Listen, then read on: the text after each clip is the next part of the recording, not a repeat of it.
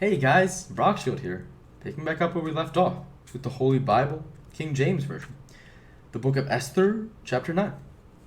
Now in the 12th month, that is the month Adar, on the 13th day of the same, when the king's commandment and his decree drew near to be put in execution, in the day that the enemies of the Jews hoped to have power over them, though it was turned to the contrary, that the Jews had rule over them that hated them, the Jews gathered themselves together in their cities throughout all the provinces of the king Ahasuerus to lay hand on such as sought their hurt. And no man could withstand them, for the fear of them fell upon all people.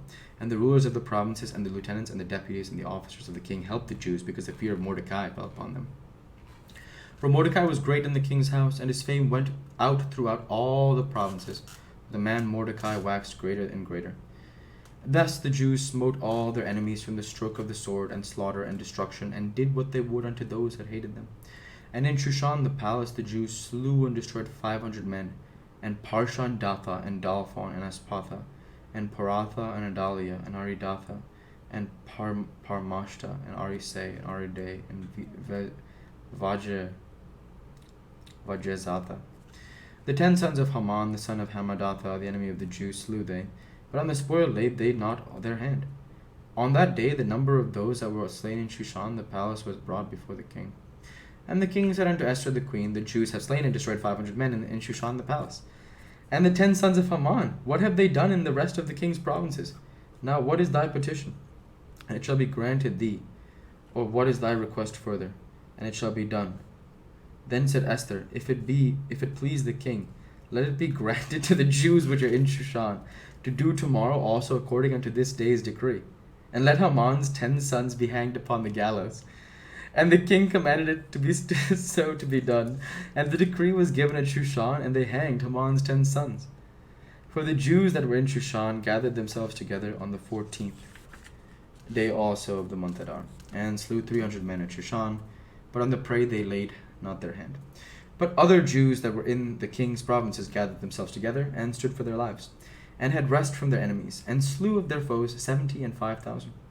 But they laid not their hands on their prey. On the 13th day after the month Adar, and on the 14th day of the same rested they, and made it a day of feasting and gladness. But the Jews that were at Shushan assembled together on the 13th day thereof, and on the 14th thereof, and on the 15th day of the same rested, and made it a day of feasting and gladness. Therefore the Jews of the villages dwelt in the unwalled towns, and made the 14th day of the month Adar a day of gladness and feasting, and a good day, and of sending portions one to another.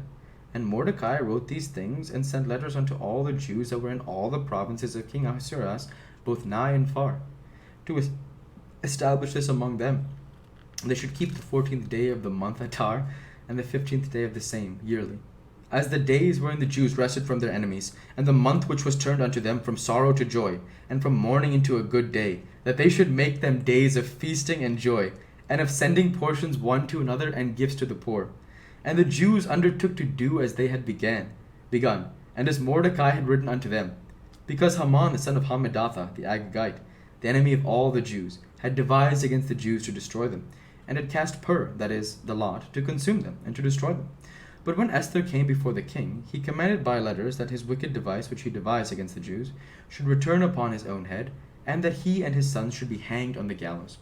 Wherefore they called these days Purim, after the name of Pur. Therefore for all the words of this letter, and of that which they had seen concerning this matter, which they had come unto them, the Jews ordained and took upon them, and upon their seed, and upon all such as joined themselves unto them, so as it should not fail, that they would keep these 2 days according to their writing, and according to their appointed time every year, and that these days should be remembered and kept throughout every generation, every family, every province, and every city, and that these days of Purim should not fail from among the Jews, nor the memorial of them perish from their seed.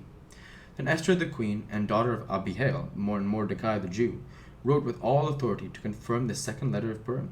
And he sent the letters unto all the Jews, to the 127 provinces of the kingdom of Ahasuerus, with words of peace and truth, to confirm these days of Purim in their times appointed, according as Mordecai the Jew and Esther the queen had enjoined them, and as they had decreed for themselves and for their seed, the matters of the fastings and their cry.